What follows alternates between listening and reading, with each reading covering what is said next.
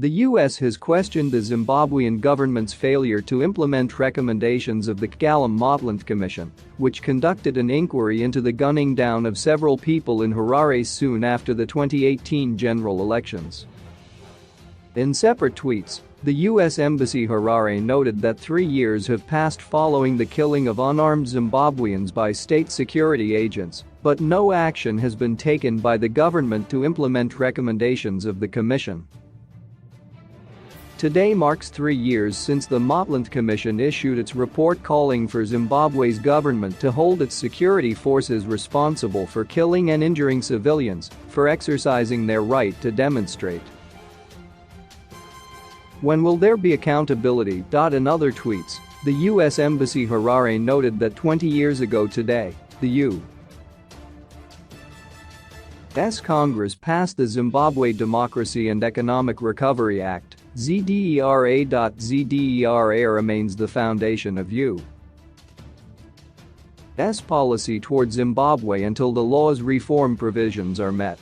ZDERA calls for the government of Zimbabwe to 1. Restore rule of law, 2. Hold free and fair elections, 3. Commit to equitable and transparent land reform, and 4. Subordinate military and national police to civilian government. The Zimbabwean government has indicated recently that it won't implement any electoral reforms because the country has enough statues to care for national polls. The Motlanthe Commission said in its final report that an elite brigade of the Zimbabwe Defense Force killed innocent civilians in Harare, and as a result there is need to reform the country's electoral process. Justice Minister Zimbabwe recently told the state-controlled Sunday Mail newspaper that the government has fully complied with recommendations of the Motlanthe Commission, which conducted hearings following the gunning down of 6 Zimbabweans by state security agents in 2018. Zimbabwe said the government is yet to address some electoral issues, as per the Commission's recommendations.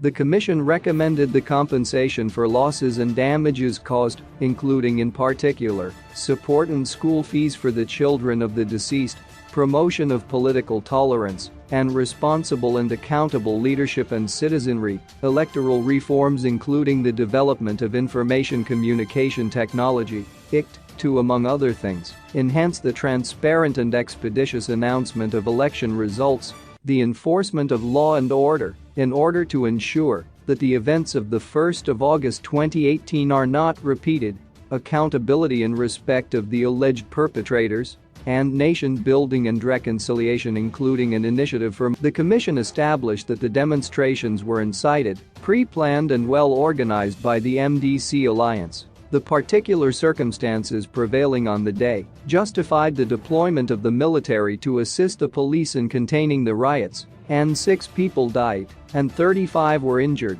as a result of actions by the military and the police. Some opposition supporters engaged in street protest in August 2018 demanding the immediate release of presidential elections results. Relatives of people who were gunned down by state security agents in 2018 before the announcement of presidential election results are pressing the Zimbabwean government to compensate them. More than 3 years they were killed by an elite brigade in Harare. In an interview, some of the relatives said they were told by government officials that the Ministry of Public Service, Labor and Social Welfare would take care of their needs. One of the affected people, Alison Charles, whose brother, Gavin Dean Charles, was gunned down, said indications are that the family won't be compensated for his death. Alison said, "We would like the government to compensate us. We want closure. We would like to know who shot my brother. Who killed him? You know, as a family we have been checking, and all we know is we buried somebody that we love. We have no word from anybody, nobody even apologized to us for taking his life."